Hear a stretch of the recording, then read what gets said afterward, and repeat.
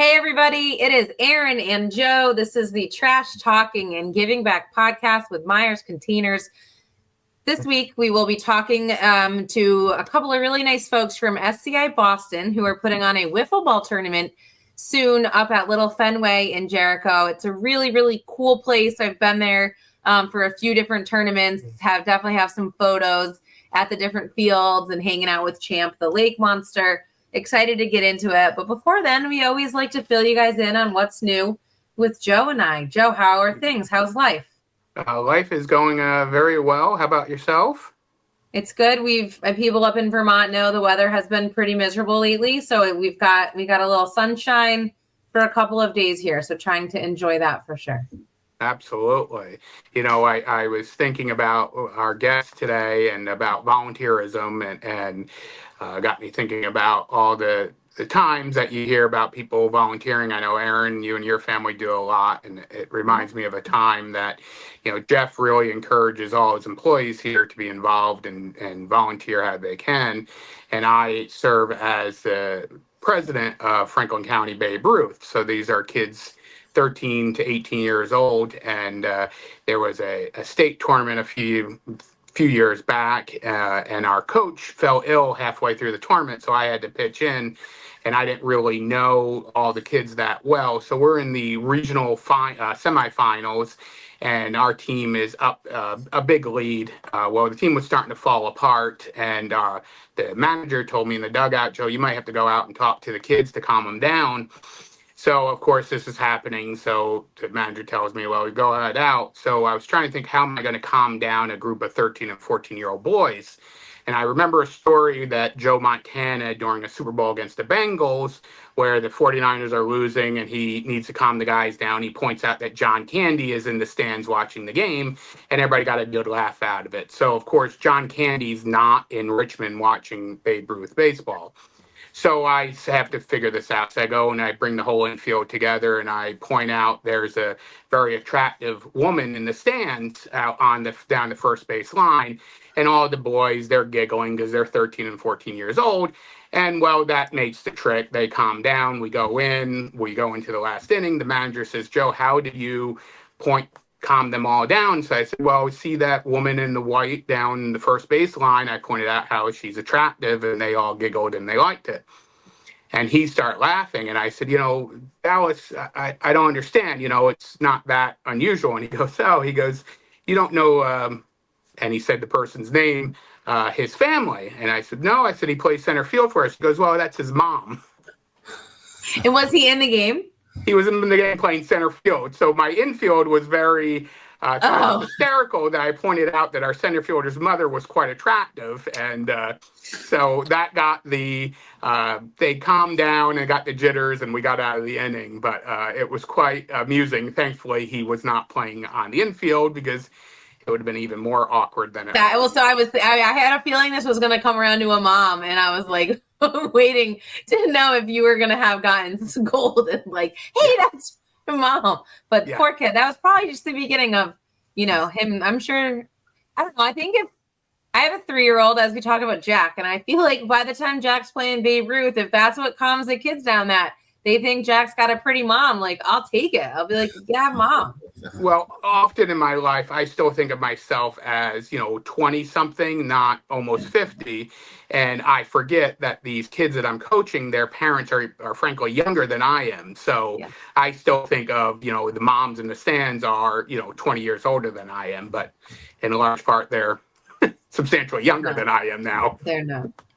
That's very funny. That's very funny. Well, let's welcome in our guest for today, because as we talk about playing baseball and Joe, you know, giving pep talks, I know SCI Boston actually has a couple of wiffle ball teams that will be playing in the tournament we are going to be talking about. So maybe you guys could have Joe come give you a little pep talk, or if you need one while you're there, now you have the tip to point out something fun in the stands. Doesn't have to be, you know, the center fielder's mother per se, but whatever gets the job done. I like it. Well, and at Little Fenway, it could be like, oh, there's Champ the lake monster. Like, oh, they're right. They get a lot of really cool things out there. This is Molly Sebo and Doug Frey. They're with SCI Boston. and they're going to join us to talk about the wiffle ball tournament that happens at Little Fenway, which is a really cool venue in someone's backyard that we have up here in Vermont. Let's start with Molly. I guess let's talk first about SCI Boston and your mission and kind of what you guys are all about. And then we can talk a little bit about how the wiffle ball tournament helps support that. All right, great. Well, thank you, Erin and Joe, for having us on. It's a pleasure to be here. SCI Boston is a nonprofit organization, and our mission is to rise, which is to reach, inspire, support, and empower individuals with spinal cord injury and disorders and their family members. And we do that through a variety of programming that we offer, including peer mentors for support, virtual support groups, grant programs. We offer advocacy work and a transition program. So we have a whole host of ways to support individuals who are experiencing and living with a spinal cord injury. And now, I know this, Doug, I know you have this tournament coming up, which I've been to, and it's a wonderful time in a couple of weeks. Can you talk a little bit about the actual tournament itself, when it's happening, how many teams are in it, all that kind of fun stuff? Sure. Thanks, Joe. Yeah, this year it's June 14th from 9:30 to 6 p.m. At Little Fenway Complex in Jericho.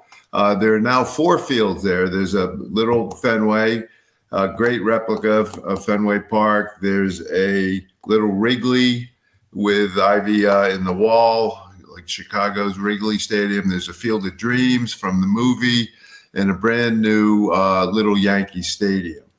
And the fields are kept in pristine condition. It's 9-on-9. There's 10 teams in the tournament this year. They'll play a three-game kind of preliminary rounds, and then we'll select the playoff seedings. Each game has an announcer and legitimate umpire, and it's very exciting. And the competition is very tight. My son was a captain of the SCI Boston team last year. He was a college lacrosse player. Good athlete, brought up a pile of his friends and girlfriends thinking they would sweep, and they didn't win a game. So they're hoping to get some retribution this year. But it really is a phenomenal day and a lot of fun. There's a food truck and plenty of things for people to do. very humbling when you try to play wiffle ball and realize it is not as easy as you think it's going to be. Also, I had no idea about Little Yankee Stadium. That's so exciting. Me neither. Yeah, it is. We thought the porta potty was Little Yankee. The owner of the property is from New York, and he sees his dreams a little differently than the rest of us. And it's very nice, a short right field porch. So we're looking forward to playing on it this year. That's great. Joe's a Mets fan, so I'm sure he's waiting for a little version of Citi Field. But absolutely. Tell me, so this tournament has been going on for several years. I know SCI Boston, and kind of recently it took it over where you guys put on the tournament. You are the beneficiary of it. But let's talk about the inspiration. I know Travis Roy was a college hockey player who was injured. Give us a little more on his background and how this began. Sure. Yeah. Travis Roy was a BU hockey player, was paralyzed, 11 seconds into his first game. And he created the Travis Roy Foundation, which for over 20 years was an amazing organization in raising money and providing quality of life grants for spinal cord injury patients who needed things like a shower chair or ramps or vehicle modifications to drive. And he ran this tournament for 20 years, and they raised a ton of money. In fact, Travis used to work with us, SCI Boston, on visiting patients in Spaulding Hospital, Rehab Hospital in Boston. So we knew Travis well, and Travis passed away in 2020, and he didn't want to burden his family with the foundation, so they decided to, upon his request, to wind it down. And we saw a great opportunity to try to step in and create a legacy for Travis and all the people that knew him. And he had a house up on Lake Champlain. His parents lived next door, and he loved it up there. So 2 years ago, we were invited to come up, and we participated. Last year, we organized a tournament, and really it was a blast. And all the money that's raised goes to providing quality of life grants to the Travis Roy Legacy Grant Program, which really helps people out, because insurance doesn't pay for a lot of these things that are really necessary for people to improve their life and move on from their spinal cord injury as best they can. So, Molly, maybe could you talk a little bit about that money side of things? It's a wonderful organization that you guys have, and could you talk a little bit about how much money you hope to raise during this event, and maybe a little bit about the other stuff that your organization does outside of this wonderful tournament? Yeah, for sure, Joe. So we hope to raise $60,000 through this tournament. We'll have 10 teams. We're asking each team to raise $5,000, and we're hoping to see that come through. And like Doug mentioned, this is our second year really hosting it, and it's something that we would like to build on every year, trying to raise more money. For all the funds that we raise through this tournament will be used directly for the Travis Roy Legacy Grant Program, which is what Travis did. And it's a wonderful way to honor his memory. He provided so many grants to people with spinal cord injuries that had a significant impact. And so we want to continue to honor him by hosting this tournament and by using the funds raised to do that same thing. And SCI Boston has had a quality of life grant program. And so this has just allowed us to build on that and to offer more funding. So right now, SCI Boston offers up to $5,000 through our Travis Roy Legacy Grant Program. And people submit an application with some required information. We review the application, and then if it's approved, we're able to provide that funding for, like Doug said, hospital beds, modify vehicles so that people are able to drive again or to be or have access to transportation.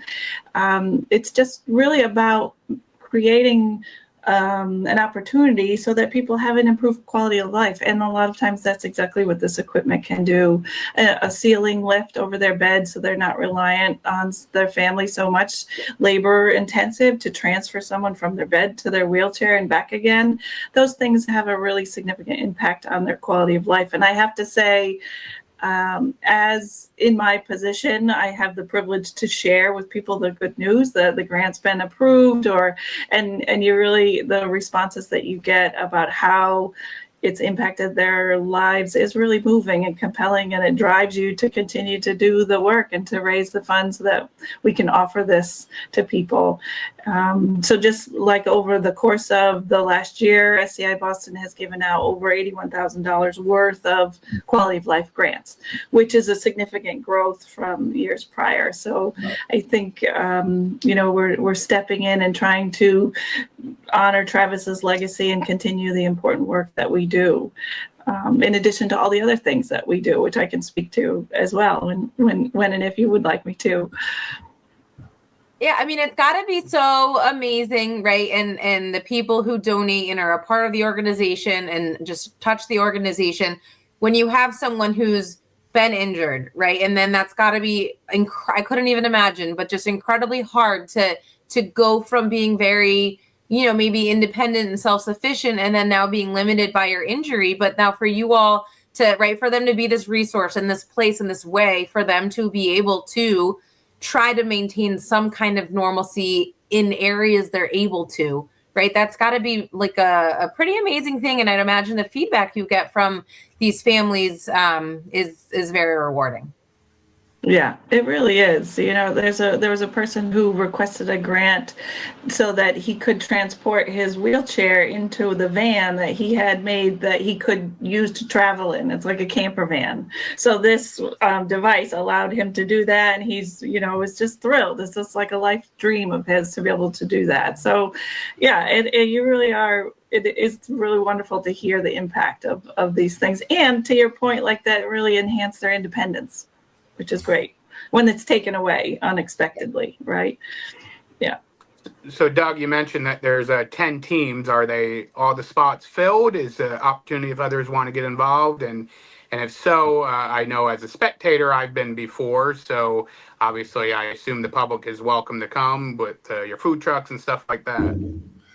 Yes, everyone, the public is welcome, and there'll be a kind of a welcome ceremony. I'm thinking 1:30 or so, where Travis's parents, Lee and Brenda Roy, will welcome the crowd and thank everybody for coming and talk about how much this meant to Travis.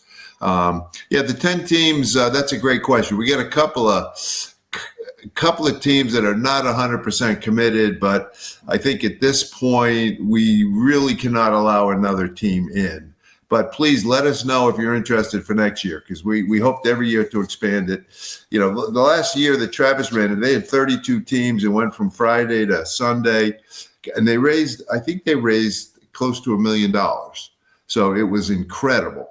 We're taking baby steps now to try to get back up to that level. But Joe, we might need a player or two, so loosen up the arm and just, be ready on game day. Erin as well, Erin too. Yeah, exactly. Out there, I'm a lefty too, so when wiffle ball, that's helpful, right? I get a little head start to get over to first base. Yeah. Yep. I like it. Joe, I'm going to ask you a question actually about the tournament. I know Myers is involved in the sense of, right, when you have any kind of a big event, we need to make sure that all of the waste is removed and recycled properly. Kind of what role does Myers play in being involved with the tournament? Yeah, so we were part of it when it was Travis was involved, and then Doug reached out a couple of years ago going over kind of what happened in the past. And we have the trash and recycling and the compost that's always produced at these types of events. So we are happy to give them services at our cost and be able to contribute a little bit in helping to be a successful event. No, and we had several people come off the field last year and say, boy, wasn't that trash service phenomenal for this day? They were in the right place. The bags were really easy to get to. It was awesome. So thank you, Myers. Well, one of the things we talk about often in the waste business is, the only time you know about waste is when something goes wrong. So if nobody makes a comment about the trash and recycling, then we know we did a good job. It's only when something goes wrong that we hear. No, it's an important part of the day. We can't do it without that. So we appreciate all the support and what you're doing. It really does help, makes a big difference. And then Molly, you kind of touched on it briefly, but I would love to hear about, obviously, I know this is one of the big things. We're talking about it as it's a Vermont event and something that happens here, but SCI Boston, just you mentioned earlier, this is a small piece of everything you guys do. What's kind of the elevator pitch about what SCI Boston's all about? I'll be happy to speak about it. SCI Boston, we are so fortunate. We have some tremendous staff that put their heart and soul into the jobs that they do to serve the community. And we also have a significant number of volunteers. And that's really the gas to our engine, right? So we have someone who works as a peer mentor coordinator. And her job is to connect individuals with spinal cord injuries to people with that lived experience who've been living with their spinal cord injury. Someone like Travis Roy did this for so many people. He just mentored them to help them understand how to live their best life and to offer support in whatever way he could. And we also offer that same type of support with family mentors. So family members who have loved ones with a spinal cord injury are there to help support other family members. So this one person makes all those connections and facilitates those meetings and relationships. So it's really significant. part of what we do is that. We offer training for peer mentors. It's a really impressive program that we were able to do. So it's great. We also offer 11 different virtual support groups during the week. So for instance, we have on Monday nights, we have a young adult support group where people with spinal cord injuries who are of the millennial or Gen Z will join and help support one another. And they're really amazing groups. We have one for newly injured people who speak Spanish. We have a nutrition group. We have a group for people who have had their injuries for a little bit longer. And when you join these groups, you just immediately feel how special they are. The communication that happens, the support that people offer each other about bowel, bladder, cars, jobs, traveling. It's really hard to explain how valuable they are. So that's an important piece to what we do. And then we have a transition program where we have an occupational therapist who works to help individuals who are in a nursing home that want to return to living in the community to be more independent. She goes in and meets with them and helps facilitate that with them, helps identify housing, set up personal care attendance. She does a whole host of things that really help create that change, which is really impactful. We like to think that by doing that work, we're targeting people that otherwise would get lost, that don't have the support systems in place. So it's a really nice part of the programming that's been about 3 years. So we're still working and building that. Yeah, and most of these are 25 to 30-year-old guys living in a nursing home. It's not optimal by a long shot. So there's no place else to go. So that's our program. Really helps these guys. Sorry, Molly. No, that's great. And then we have Vita Brown, who's our advocacy coordinator.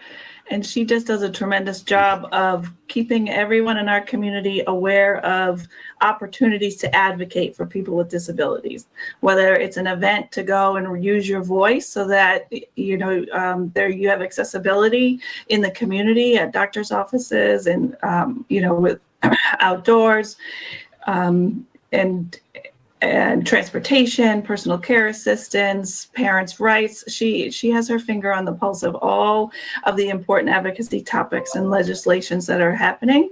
And her focus is to educate our community on how to best advocate for themselves. So it's not necessarily going and fighting for these rights, which she does a little bit on her own. It's more about making sure our community knows and empowering them as to what to do and how to do it. So that's been really wonderful. We offer a lot of different social events, no-cost social events to our community that are often well attended. We do a lot for SCI awareness. We have a game coming up at Fenway Park where we go. That's where we got our hats from. One of our volunteers does that. She's created this wonderful day, and we just get, last year we had over 170 people go to a Red Sox game, and it's all in the name of raising awareness for spinal cord injury. And we do that at the State House too. So just a lot of different aspects. We try to cover as much as we can to support the community and their loved ones. Yep, and our reach is not just Boston area. I mean, we cover all of New England. We have several people in Vermont that we've helped and are currently helping, and it's a phenomenal organization. I'm very proud. That was my next question. Yeah. Perfect. You read my mind. Joe, any other questions that you can think of? No, I was going to ask, and Molly brought it up, your hat, and maybe show us your uniform there. I know you guys are all decked out for the tournament here in a couple of weeks. Yep. There we go. Yeah. Doug's son Hayden developed these last year, and they're a hot item. Everybody wants one, so we got to try to make some more. Yeah. Wonderful.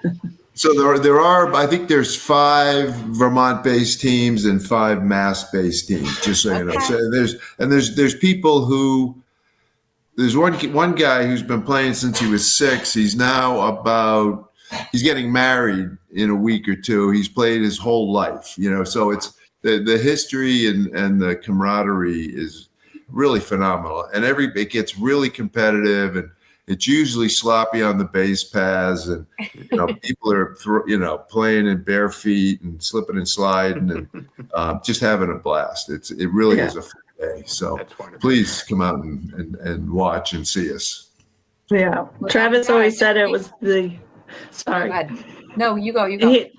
He always said it was the best weekend of the year, right? And I think he had such an impressive following that we're just trying to create that fun atmosphere, family friendly, and just hope everybody comes out and has a good time.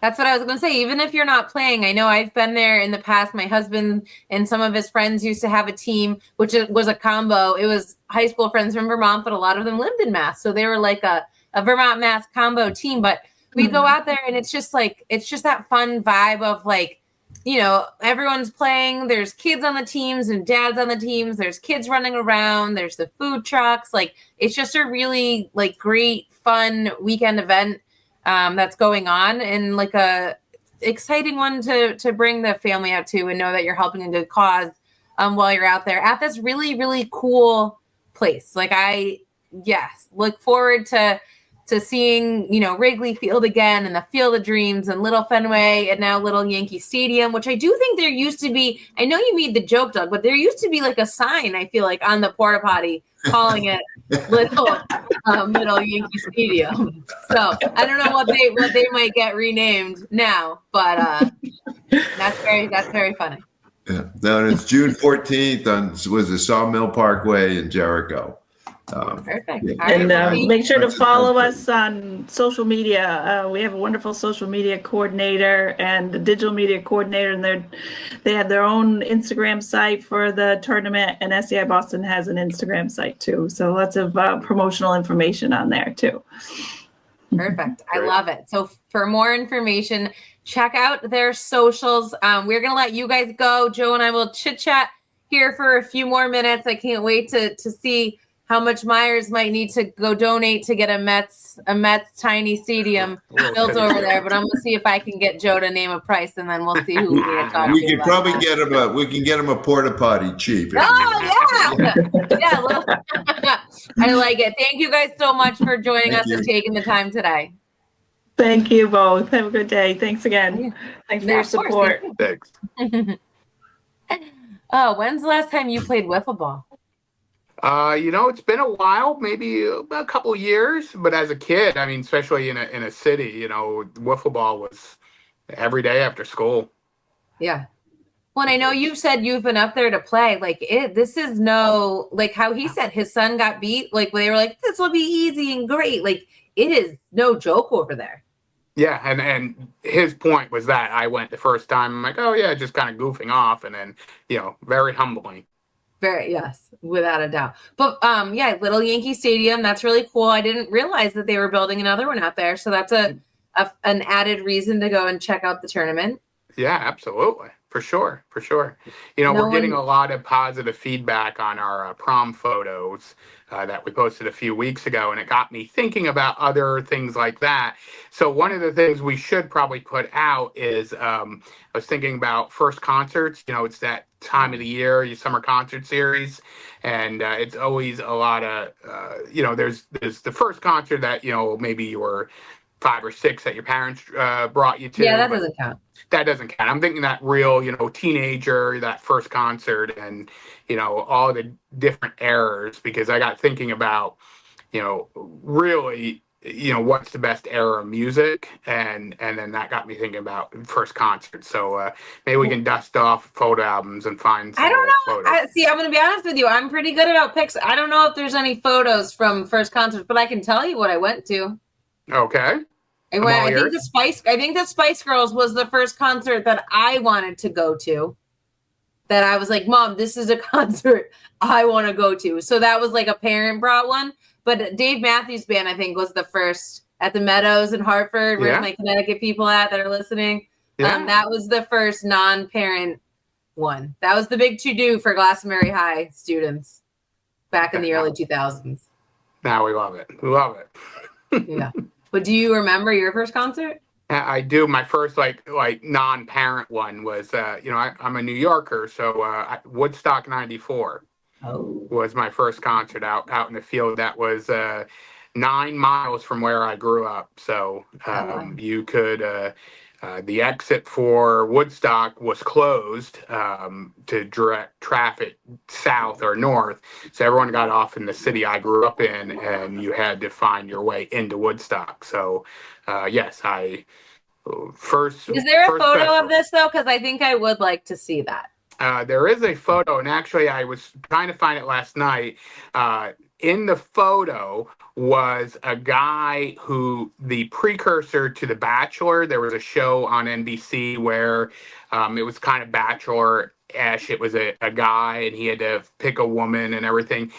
He was the second season contestant. He was the guy, it wasn't The Bachelor, but I forget the name of the show. He was actually, he was a friend of mine, and he's in the photo, so.